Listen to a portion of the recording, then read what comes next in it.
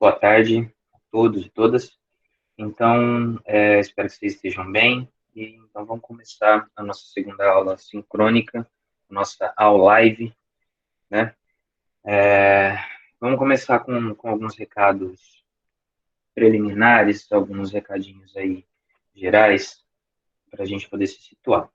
Na aula passada, eu iniciei o conteúdo, mas eu ainda iniciei de forma um pouco superficial, um pouco crua, porque eu me ative boa parte do tempo em conversar com vocês sobre a questão de como eu estou organizando a questão das aulas, como que eu quero que seja procedido, me justifiquei em alguns pontos, deixei ali, claro, o meu ponto de vista sobre algumas questões.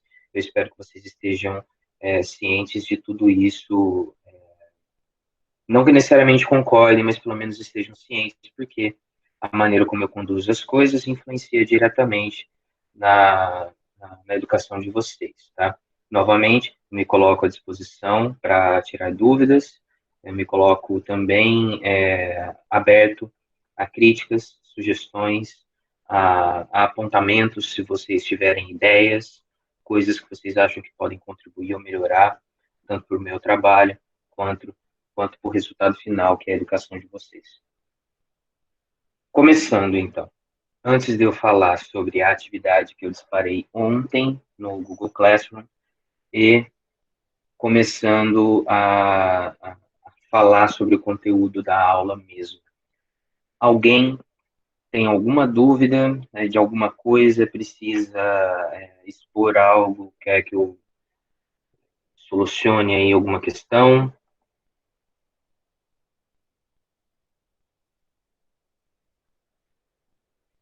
Podem tanto falar pelo microfone quanto pelo chat. Se permanecerem em silêncio, eu vou entender que vocês não querem perguntar nada no momento, eu não tenho nenhuma dúvida.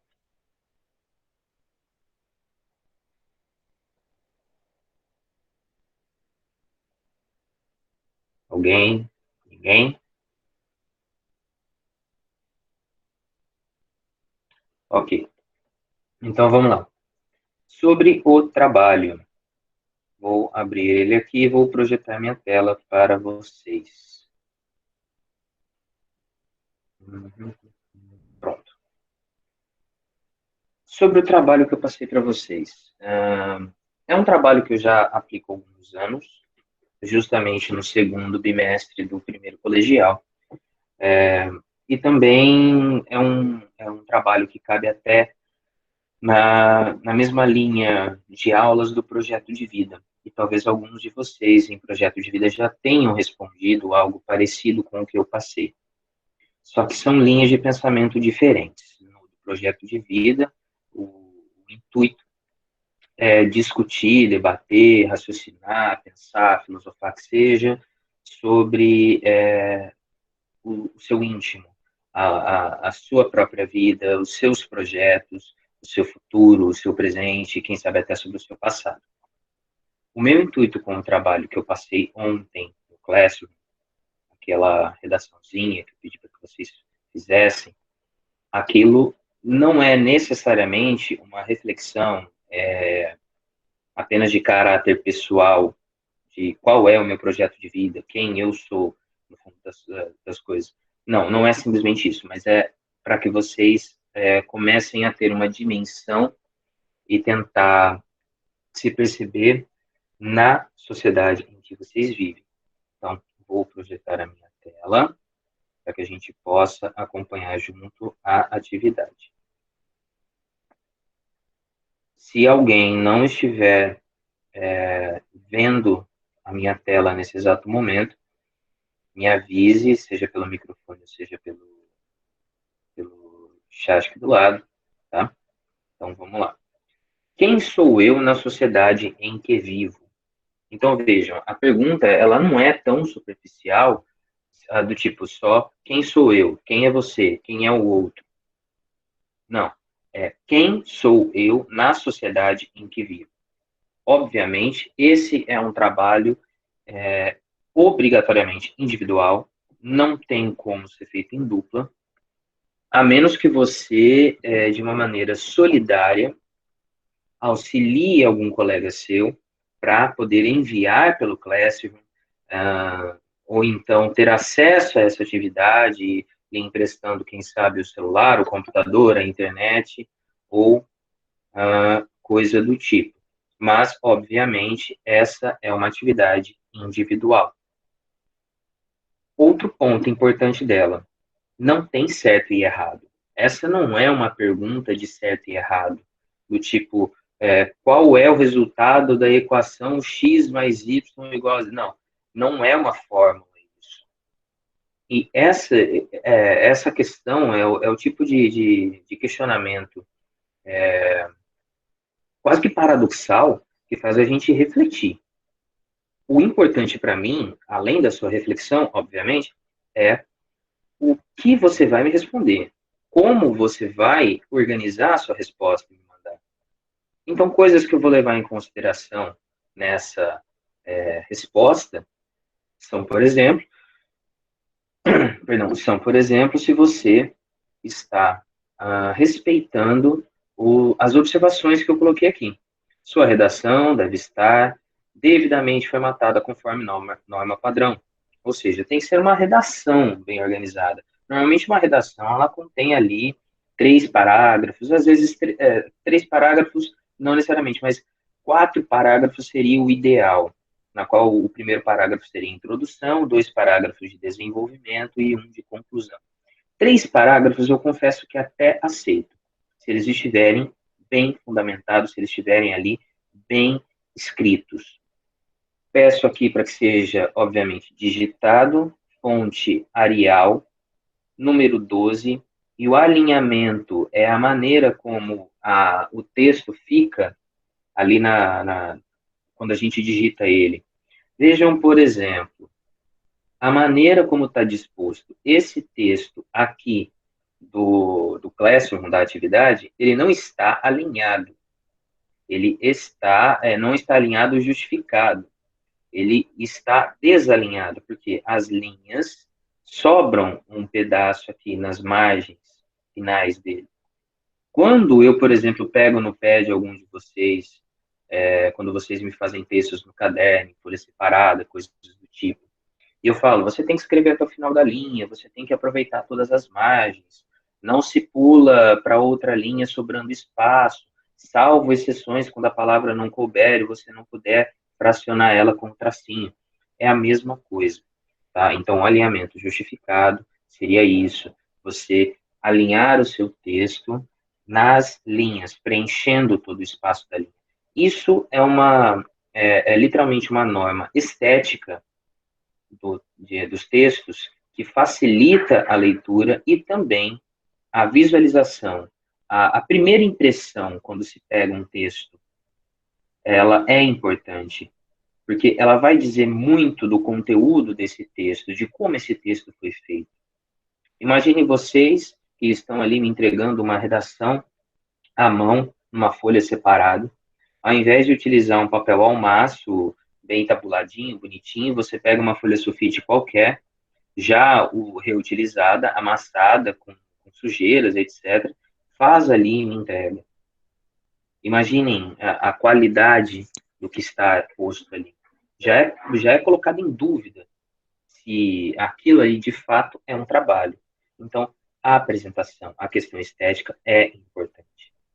Além do que, é uma produção intelectual de vocês, então vocês têm que ter um mínimo de apreço, um mínimo de brio com relação aos cuidados daquilo que vocês produzem e principalmente que entregam para outras pessoas lerem.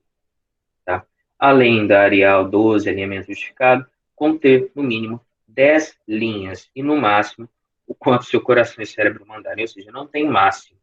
Quer me escrever 10 páginas? Quer me escrever 2 livros de 6 tomos cada um?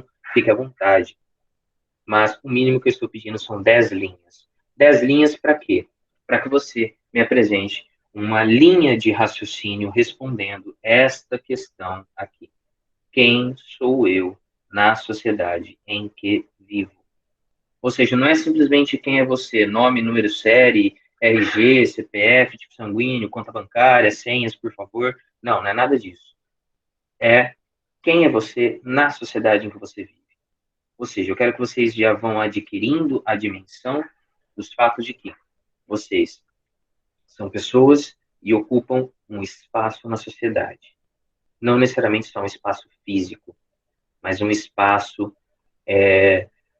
na estrutura social, onde vocês estão inseridos, seja na família, na escola, no trabalho, no grupo de amigos, na religião que vocês frequentem, se tiverem religião, ou quem não tem, não tem problema nenhum, coisas desse tipo, ou seja, se percebam enquanto membros de uma sociedade. Ou seja, vocês deverão responder essa questão refletindo no seu papel e atuação enquanto ser social. Lembra o que falamos na aula passada, quando eu dei a devolutiva? E no bimestre passado, quando fizemos as atividades? É exatamente isso. É vocês terem a dimensão de que vocês são seres sociais, vocês vivem em sociedade, vocês dependem dessa sociedade. Então, quem são vocês, né? Já que vocês vivem numa sociedade, já que vocês dependem de uma sociedade, eu quero saber quem são vocês nessa sociedade. Você é muito mais do que um nome, você é muito mais do que uma idade, do que um número de RG ou CPF, ou um número de chamada que seja. Vocês são mais do que isso. Então, pensem. Então, pense. Quem é você nesse mundo cheio de mudanças, problemas, angústias, alegrias, tecnologias, pessoas, amores, ódios, dualidades, bonitezas e bizarrices? Eu quero que vocês pensem a sociedade que vocês vivem. Voltando aqui, parando minha apresentação. Então, novamente refrisando, não é uma simples pergunta essa. Ela é uma pergunta que não tem padrão de certo e errado. Errado estará se você não fizer e nem sequer tentar. Por onde eu vou pautar a minha correção? Pelos parâmetros que eu pedi para que sejam atendidos. Mínimo de linhas, o tipo de formatação pedido, e, obviamente, a linha de raciocínio que eu quero que vocês desenvolvam nessa atividade. O prazo de entrega estipulado, se não me engano, é 30 de junho, ou seja, na semana que vem, na terça que vem, é algo que perfeitamente uma semana vocês conseguem fazer. Caso alguém precise de mais prazo, pode me procurar a qualquer momento, conversar, expor o que está acontecendo, e a gente negocia isso daí. Eu vejo até onde eu posso ajudá-los também. Nesse primeiro momento, o que eu preciso saber é, alguém tem alguma dúvida do que eu acabei de explicar sobre o trabalho?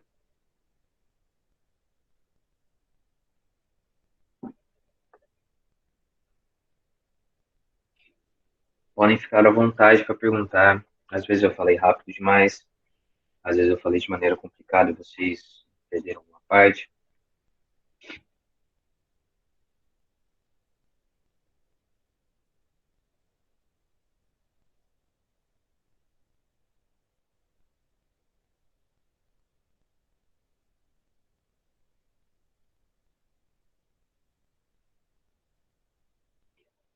Nenhuma dúvida, ninguém? Certeza? Então, pelo silêncio de vocês, eu imagino que não sobraram dúvidas. Se sobraram, podem me procurar depois, caso sintam necessidade. Então, vamos lá. Vamos conversar um pouquinho sobre a matéria desse segundo bimestre. Bom, então eu já passo um trabalho logo de cara, pedindo para que vocês reflitam em quem são vocês na sociedade, qual é o papel de vocês no mundo que vocês vivem, na sociedade que vocês vivem, e, e coisa e tal. O que isso daí tem a ver com o conteúdo bimestral?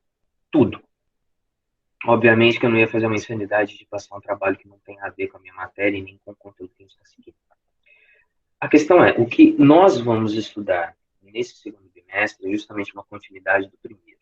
Se no primeiro a gente ali discutiu e desvendou em linhas históricas quais foram os motivos e o contexto histórico para que a sociologia fosse criada, fosse pensada e organizada, se nós falamos ali sobre as três principais linhas teóricas da sociologia, as linhas clássicas, Durkheim, Marx, Weber, então agora a gente precisa começar aos poucos a se aprofundar em algumas questões dentro das linhas teóricas da sociologia para entender como que a sociologia influencia diretamente na nossa vida. E ela influencia todo momento. E ela está aí entranhada em várias frentes, de vários modos na nossa vida. Um deles, por exemplo, é justamente na questão do ser social. Então, acho que já está claro, nós somos seres sociais porque vivemos numa sociedade, mas não só vivemos, nós dependemos dessa sociedade. Só que, de certo modo, a sociedade também depende de nós. Por quê? Porque não existiria sociedade se nós não estivéssemos lá. Mas eu não estou falando de vocês só enquanto o indivíduo único, singular que vocês são. Eu estou falando de vocês enquanto coletivo, enquanto pessoas, enquanto um grupo de pessoas que vive junto, que partilha algumas coisas junto. Amores, ódios, alegrias, tristezas, que tem que seguir aí um conjunto de regras, que tem que ter um mínimo de organização, ou depende do serviço de um ou do outro, das habilidades de um, das habilidades do outro, para poder viver, estar, ser nesse mundo gigante que a gente tem. Então, nós somos seres sociais porque nós somos produto da sociedade. Mas a sociedade também é nosso produto. Porque nós, pessoas dessa sociedade, somos os responsáveis pela construção dessa sociedade. A sociedade não é algo que foi ali plantada, dada por alguma entidade divina, maravilhosa, né? Que foi ali, estalou os dedos, jogou uns pozinhos, bateu um tambor, dançou em volta de uma fogueira e de repente ela apareceu. Não. A sociedade é uma construção dos seres humanos. A sociedade é fruto nosso. Nós mesmos construímos. Não foi algo que simplesmente caiu do céu magicamente, que brotou da terra magicamente, que da noite para o dia a gente foi ver e apareceu ali. Não. A sociedade, ela é criação nossa. A partir do momento que o ser humano se deu conta de que, junto, em bando, enquanto um animal, mais um animal no reino terrestre, ele é mais forte do que sozinho, isolado, ele passou a se organizar junto, coletivamente, com outros seres parecidos com ele. Essa dimensão, essa consciência que ele aos poucos foi adquirindo, vai fazendo com que ele se torne um animal social, posteriormente um ser de fato social, com consciência de que ele vive em grupo, de que ele depende desse grupo e que o grupo depende dele. Mais ou menos, varia aí, claro, as habilidades que ele detenha, mas o grupo depende dele. Então, o primeiro momento, nesse primeiro momento que eu quero que fique claro, que vocês reflitam, é que, ao mesmo tempo que nós somos fruto de uma sociedade, a sociedade também é fruto nosso, enquanto pessoas. Vou projetar novamente minha tela, agora no material didático que eu encaminhei para vocês. Tá? Vocês estão enxergando esse capítulo aqui do livro? Capítulo 4, Socialização e Controle Social. Se alguém, por favor, não estiver enxergando, por favor, me avise, tá? Então, acredito que estão sim. Acabei de ver aqui pela minha tela. Ótimo. Então, vamos lá. Vamos ler esse primeiro parágrafo aqui para a gente poder ter uma reflexão e vocês entenderem aonde eu quero chegar.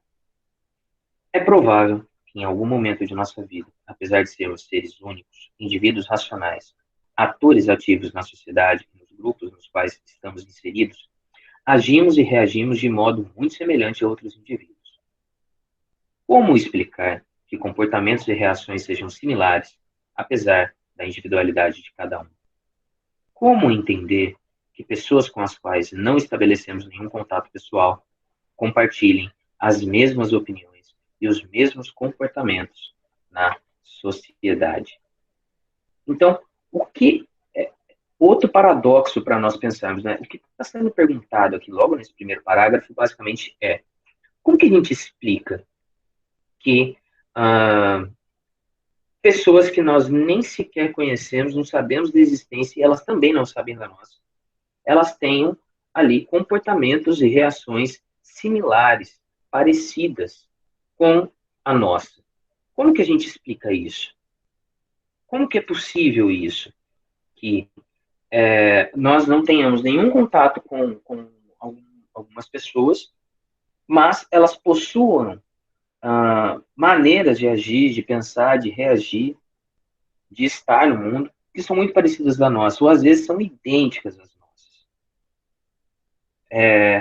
Esse primeiro ponto de reflexão já é algo que eu quero que vocês reflitam, justamente para poder também responder de quem são vocês na sociedade que vocês vivem. E é em torno dessas duas questões, que é um pouco paradoxais, que gira a reflexão sobre o tema do segundo bimestre, que é justamente a socialização e as instituições sociais. Tá? Então, como eu disse já para vocês, a sociedade é uma produção humana e o ser humano é uma produção social. Os indivíduos da espécie humana não conseguem sobreviver isolados ou se desenvolver sem interferência de um grupo na formação de sua individualidade. Isso já é algo que eu falei já para vocês. Vou parar a apresentação aqui rapidinho. Eu já falei para vocês, já acredito que fique claro, não tem muito segredo, né? Então, nós somos produto da sociedade e a sociedade, ao mesmo tempo, é produto nosso. Nós precisamos da sociedade, não conseguimos viver isolado dela, mas quem constrói a sociedade somos justamente nós. Só que quando eu digo constrói a sociedade, eu não estou falando de tijolo por tijolo. Eu não estou falando de uma construção de alvenaria, cimento, pedra. Não, não necessariamente isso. Eu estou falando da construção da sociedade, inclusive no plano cultural e intelectual da coisa. Por exemplo, a língua que nós falamos, ela é pensada. As manifestações culturais que nós temos, elas são pensadas também, elas estão constantemente num fluxo de mudança, até que muito acelerado. Os objetos que nós criamos, sejam objetos tecnológicos ou não, né, esses aparatos eletrônicos todos, tudo isso são produções humanas, eles não brotaram do chão, como eu já falei para vocês. Né? Então, o que nós somos enquanto sociedade é produto da sociedade, mas o que a sociedade é para nós é produto nosso, é construção dos seres humanos. Porém, nós não nascemos, por mais que nós nascemos já dentro de uma sociedade, nós não necessariamente, de imediato ao nosso nascimento, nós já pertencemos a uma sociedade. Por quê? Porque pertencer a uma sociedade significa que nós vamos interagir com ela, nós vamos ter a capacidade de sermos modificados por ela e também, quem sabe, modificar essa sociedade com as nossas ações, com o nosso pensamento e etc.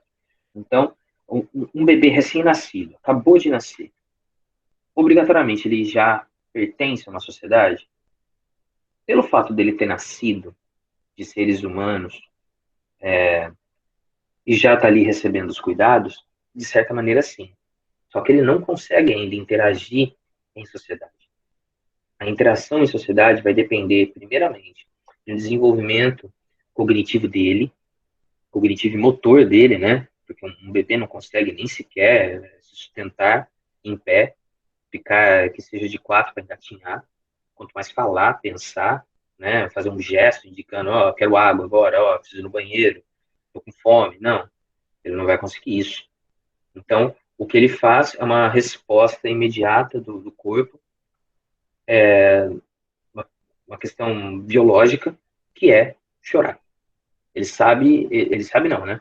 Ele percebe que se tem algo que o incomoda, mas ele não consegue expressar, uma das maneiras de fazer isso é externalizar o seu incômodo. Como que nós externalizamos os nossos incômodos? Uma das maneiras é, por exemplo, chorar e gritar, espernear. Essa é uma das maneiras. Então, por justamente não conseguir ter um controle nem sequer sobre suas próprias emoções, sobre um gerenciamento de sua inteligência emocional, vamos chamar assim, o bebê chora, esperneia, grita, precisando de alguma coisa. Quando ele estiver nessa condição, alguma coisa ele precisa.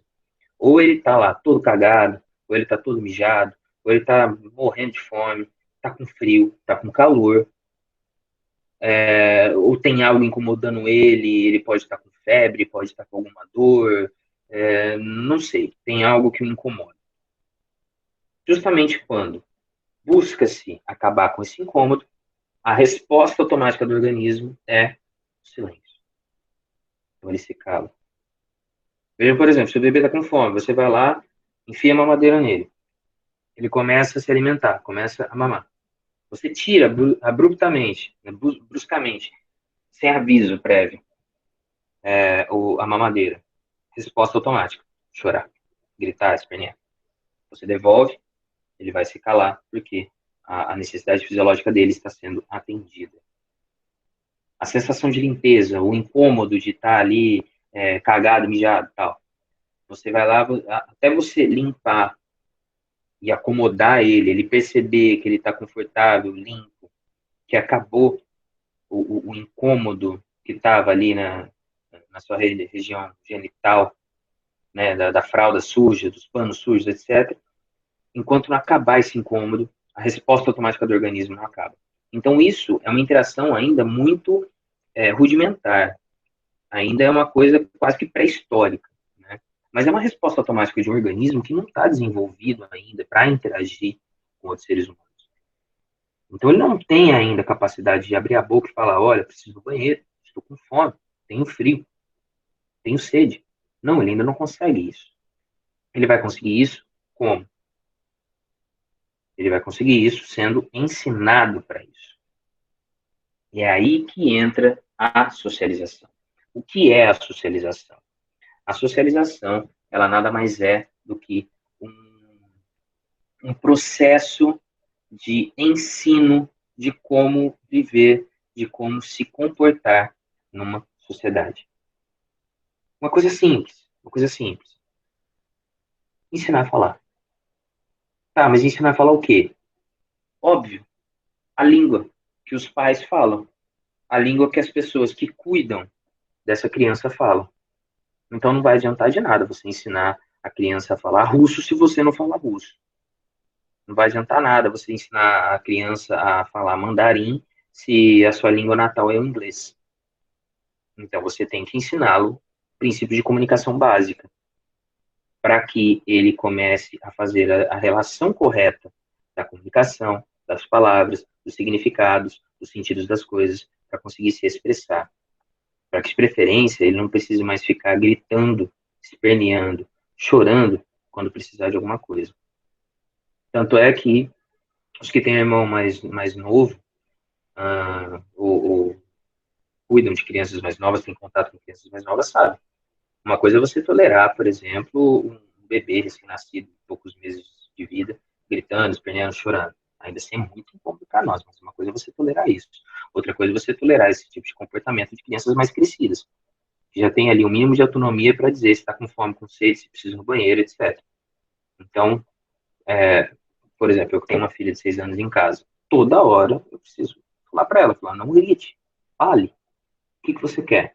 Você precisa do quê? Você não precisa ficar brava, você não precisa gritar, você não precisa espernear. É só falar. Ah, tô com sede. Ah, não gostei disso que tá passando na TV. Ah, quero brincar. Quero dormir. Ótimo, fala. A resposta racional é muito mais interessante do que a resposta repentina de um, sei lá, um grito animal, né? Uma resposta mais rudimentar aí da nossa natureza animal.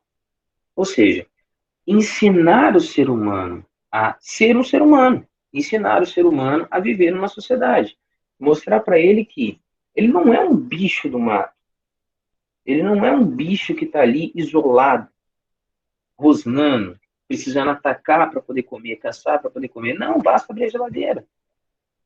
Basta ele ter ali um mínimo de técnica e noção de culinária que ele vai cozinhar o que ele quiser, ou que ele tiver condições para isso.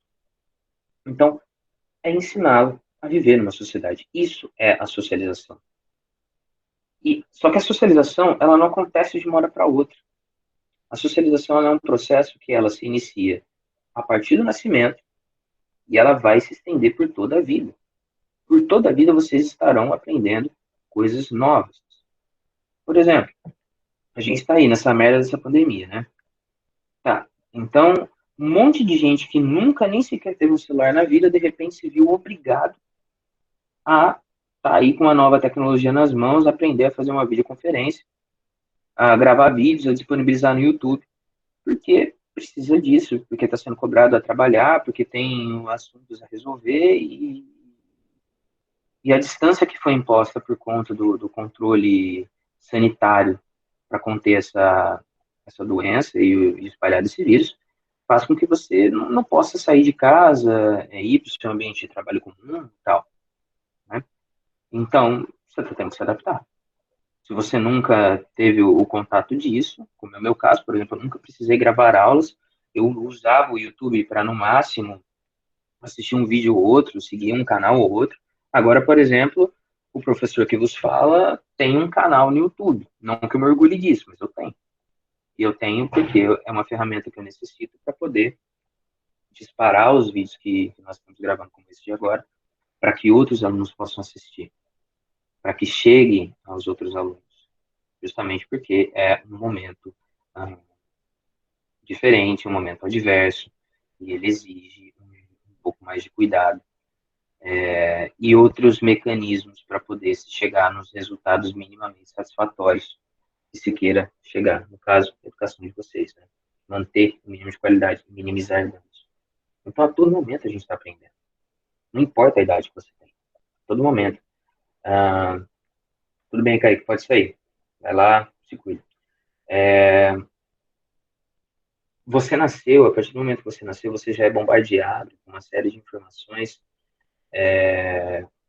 que aos poucos vão sendo construídas e com o passar do tempo, com o passar dos dias, meses, anos, essa criança recém-nascida vai se tornando aí um serzinho mais autônomo, com desenvolvimento cognitivo para entender as coisas, para não simplesmente começar a falar, ele está falando papai, está falando mamãe, por quê? Porque ele foi ensinado a repetir, o mesmo princípio de um papagaio. Aí ele vai começar a aprender que quando ele fala papai, tem um cara ali de barba que olha para ele. Quando ele fala mamãe, tem uma pessoa que, por exemplo, não tem barba na cara que olha para ele. Um exemplo tosco, mas é isso, tá? Então ele vai começar a associar que, pô, então aquela palavra tá ligada àquela pessoa. A outra palavra tá ligada a outra pessoa. Quando eu faço algo que é bonitinho, engraçado e tudo mais, e as pessoas gostam, elas dão risada, me aplaudem, me pegam, um beijo e tal, faz aquele regaço, uma festa. Quando eu faço algo que não agrada, eu ouço a palavra não. Eu levo uma bronca, alguém aponta um dedo assim para mim.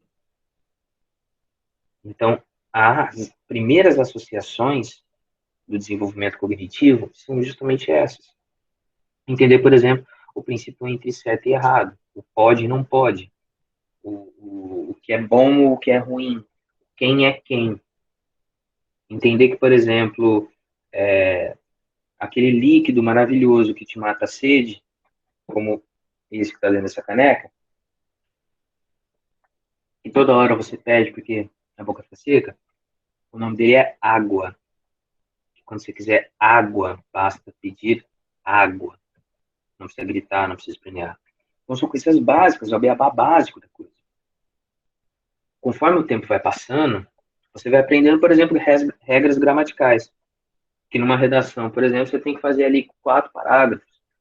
Introdução, desenvolvimento, conclusão. Você tem que apresentar ali uma linha de raciocínio, você tem que digitar o texto numa fonte correta, você tem que seguir normas de padrões, de gramaticais, etc. E tal.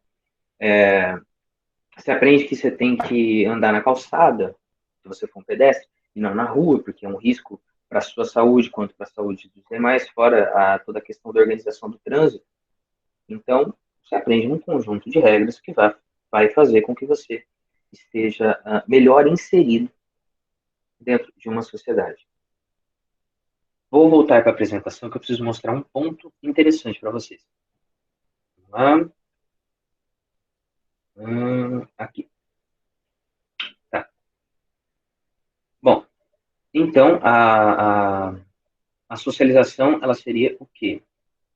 É justamente a transmissão de padrões e normas para que nós estejamos inseridos dentro de uma sociedade, seguindo os padrões e as normas estabelecidos por essa mesma sociedade. Podemos dizer, portanto, que a socialização é o processo de transmissão dos códigos culturais de um grupo social aos indivíduos que dele fazem parte, integrando-os à medida que interiorizam as informações recebidas. Ou seja, é um processo, é gradual. Você foi entendendo, conseguindo reproduzir, se comportar da maneira correta, participar da maneira correta, você vai sendo introduzido, integrado gradualmente nessa sociedade.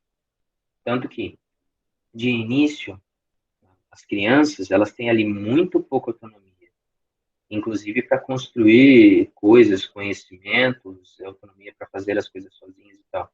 Chega um determinado ponto que essas crianças, não mais crianças, mas jovens, já adultos, tal, já vão ser cobradas para que, por exemplo, trabalhem, produzam alguma coisa, estudem, apresentem os frutos de vossos estudos, os frutos de vossos trabalhos, então ela já tem autonomia para começar a construir algo. Né? Baixando aqui.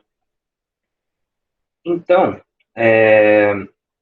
aqui, ó, nesse parágrafo, desde os primeiros contatos com o núcleo familiar, passando pela formação de relações de amizade, amorosas e profissionais, os indivíduos são levados a estabelecer laços com outros indivíduos. Esses laços, eles também consistem na transmissão desses conjuntos de valores, normas, regras e padrões para se viver numa sociedade. Então, eles constroem sua realidade com base nesse processo ininterrupto, sempre influenciados pelos diferentes elementos presentes na vida social. E aqui está, né, para o sociólogo estadunidense, o Peter Berger, acho que não sei errado, mas paciência, a socialização constitui a interiorização por parte dos indivíduos da realidade vivida. Interiorização da realidade vivida, que é subjetiva, ou seja, varia de pessoa para pessoa. Não é obrigatoriamente a mesma coisa que se interioriza de minha parte a parte de vocês. Cada um percebe a realidade que vive, em um desenvolvimento que os integra aos grupos sociais dos quais fazem parte desde a infância. Isso ocorre, ó, interessante, isso ocorre por meio dos mecanismos de socialização, pelos quais o mundo exterior molda o mundo interior dos indivíduos. Olha só, o mundo exterior molda o mundo interior dos indivíduos. Olha a complexidade de responder aquilo que vocês têm que me responder no trabalhinho que eu passei ontem. Quem sou eu na sociedade em que vivo? O mundo exterior moldando o mundo interior dos indivíduos.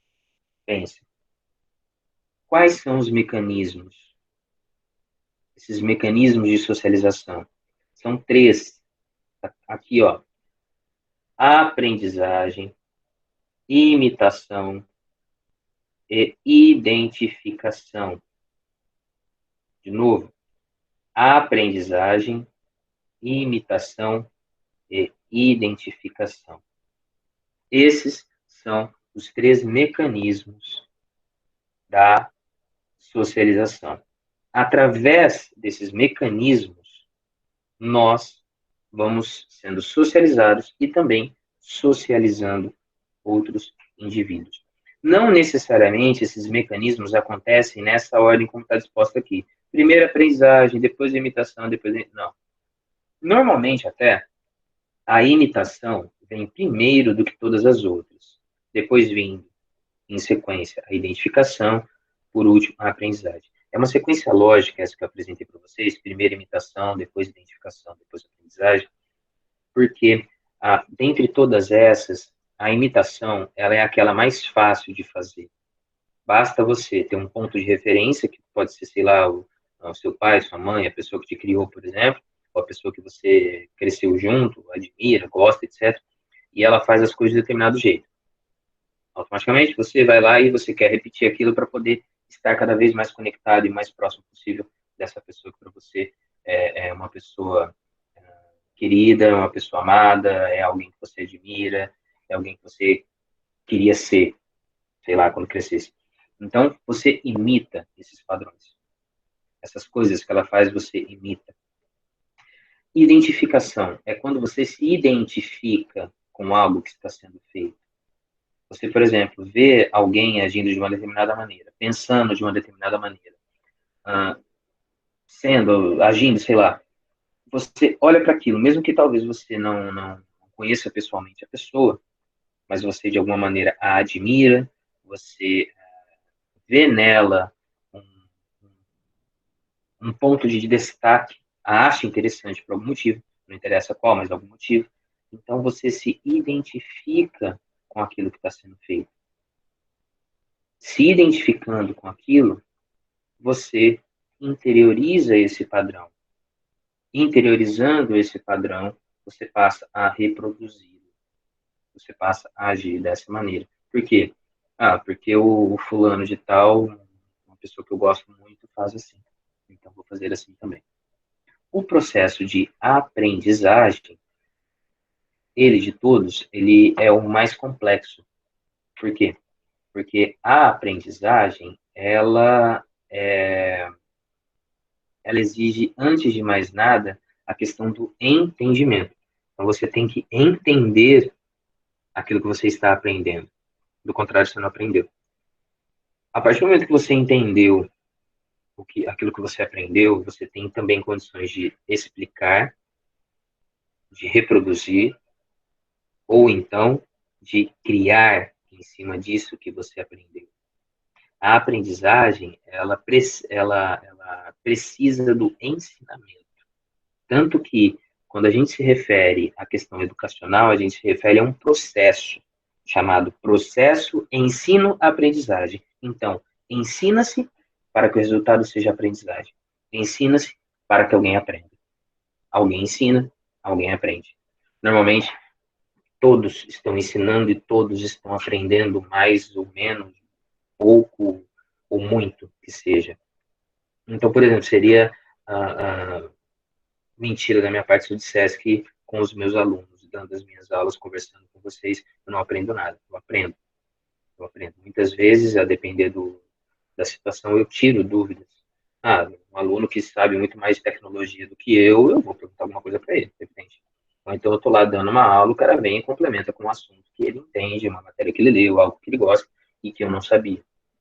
Então, perfeitamente natural. Não é porque eu sou professor que eu não estou ainda aprendendo as coisas. Então, a aprendizagem ela é um pouco mais complexa, por isso, normalmente, ela vai exigir de você uma capacidade cognitiva mais desenvolvida, mais apurada, para que você tenha condições, de fato, de aprender aquilo que está sendo ensinado, entender aquilo que está sendo ensinado e aprendido, reproduzir e criar em cima desse novo conhecimento que você adquiriu. Tá? Não é simplesmente uma ação simples a aprendizagem. Ela é algo extremamente complexo, envolvendo diversos atores, envolvendo aí diversas pessoas nessa estrutura chamada sociedade. Por fim, ao menos por hoje, os mecanismos de socialização eles acontecem em dois níveis, classificados como socialização primária e socialização secundária. A socialização primária É denominado como os contatos caracterizados pelo alto grau de afetividade, que constituem relações diretas e de forte proximidade entre os integrantes, principalmente interações face a face. Ou seja, a socialização primária seria, por exemplo, aquela que é feita pela família, logo a partir do nascimento. Nós temos aqui representado na foto uma suposta família, né?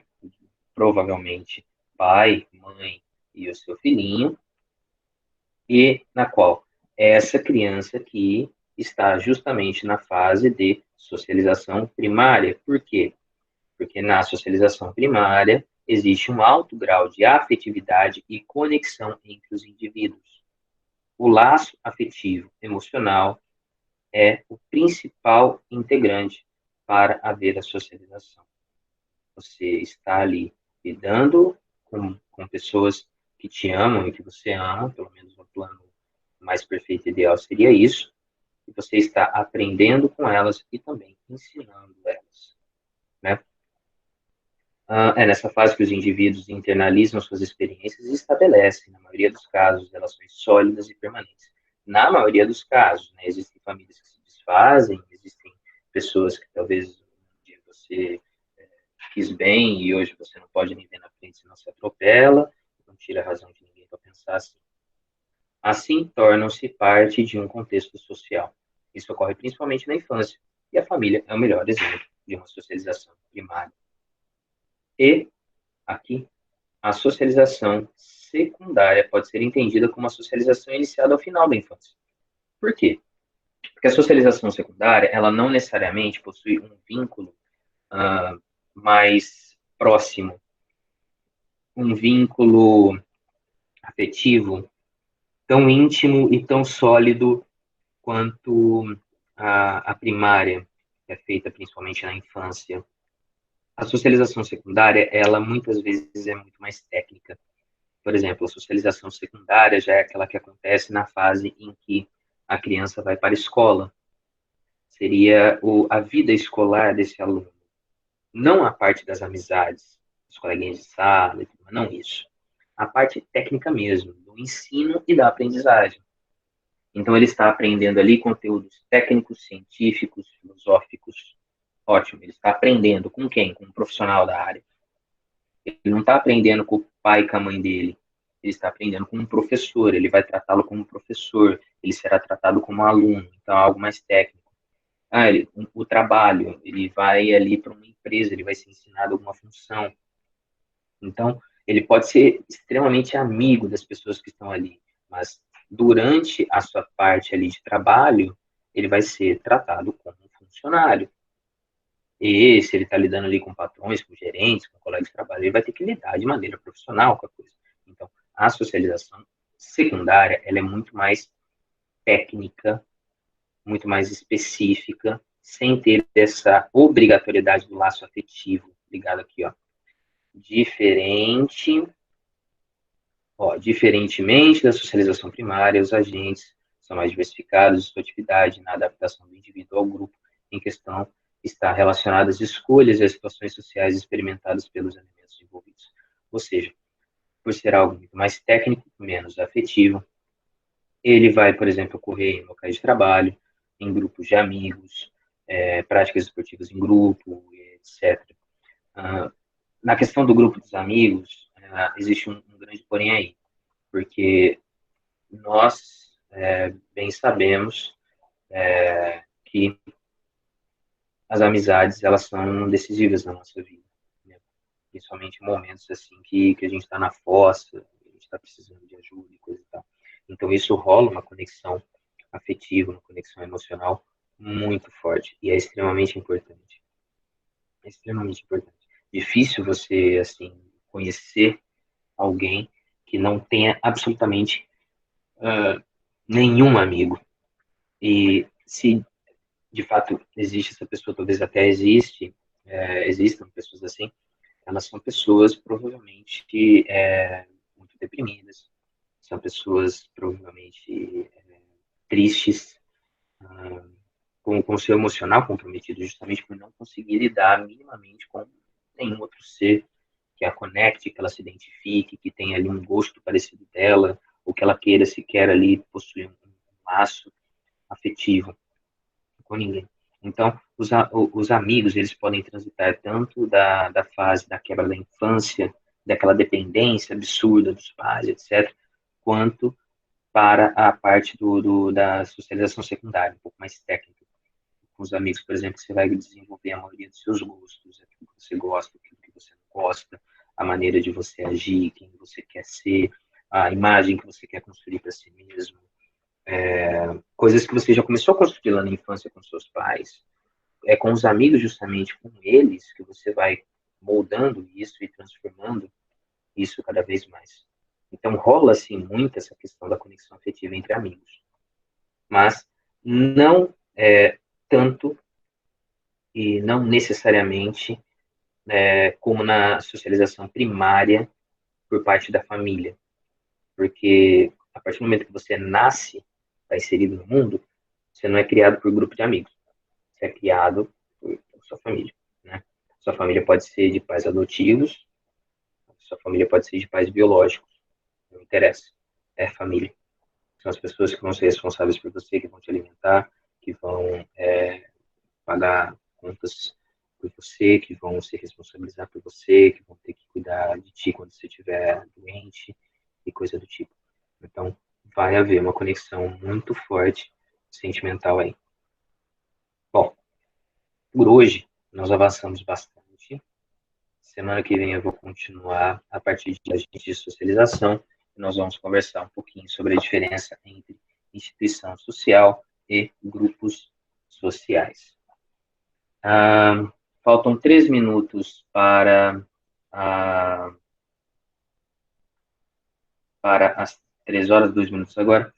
O que eu queria saber é se vocês têm alguma dúvida, se vocês querem me perguntar alguma coisa, podem ficar à vontade. Como eu falei, podem ligar a câmera de vocês, o microfone, caso queiram falar algo, será muito bem-vindo.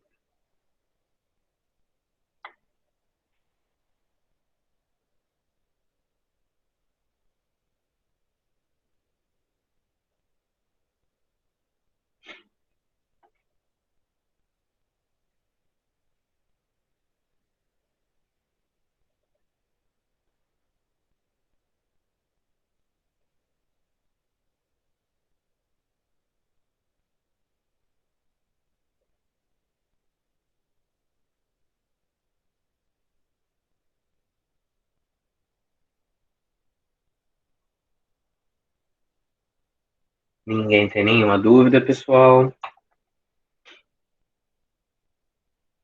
Nada que queiram me perguntar, comentar, se querem que eu volte em algum ponto, podem ficar à vontade.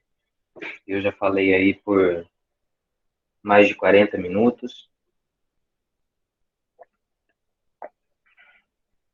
Deixo em aberto agora para vocês. Fiquem à vontade. Sem medo nenhum. Podem falar o que quiser.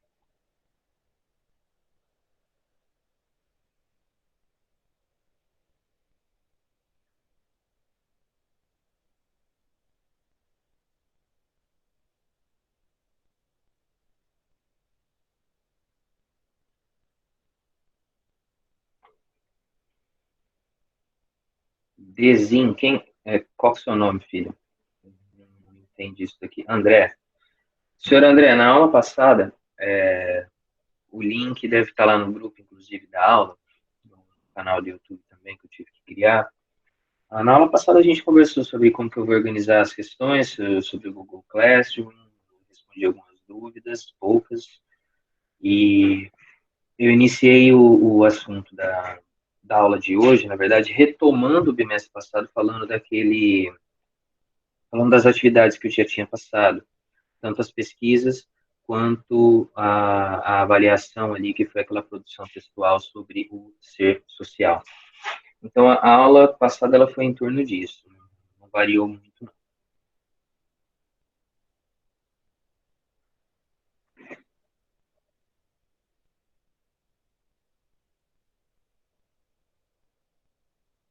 que mais?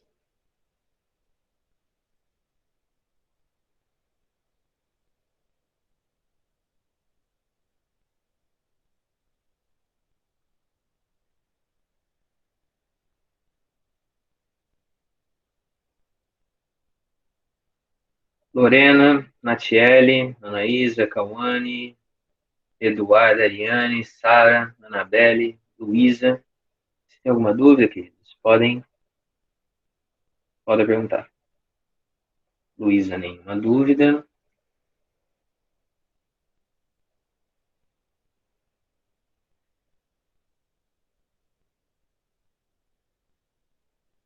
Lorena, nenhuma dúvida.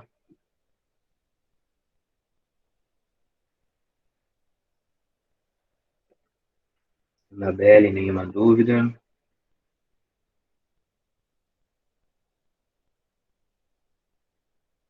Eduarda também não.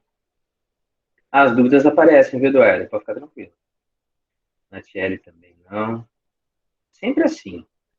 O professor fala, todo mundo faz, né, cara de intelectual, diz que entendeu. Eu não estou vendo a cara de vocês, mas dá para imaginar. Aí na hora que pede um trabalho, fudeu, mas tudo bem. Exatamente, Eduardo, exatamente. Sempre vem quando faz trabalho.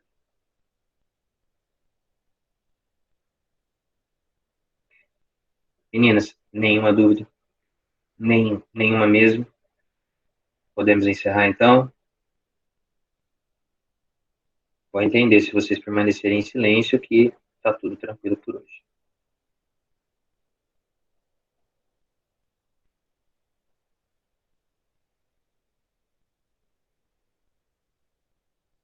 Bom, então dado o silêncio de vocês, muito obrigado pela presença aqui até o final, do começo até o final. Assim que possível, eu vou disponibilizar no canal no YouTube, passo o link para vocês e a gente vai se conversando. Qualquer dúvida, podem me procurar. Valeu, obrigadão por hoje.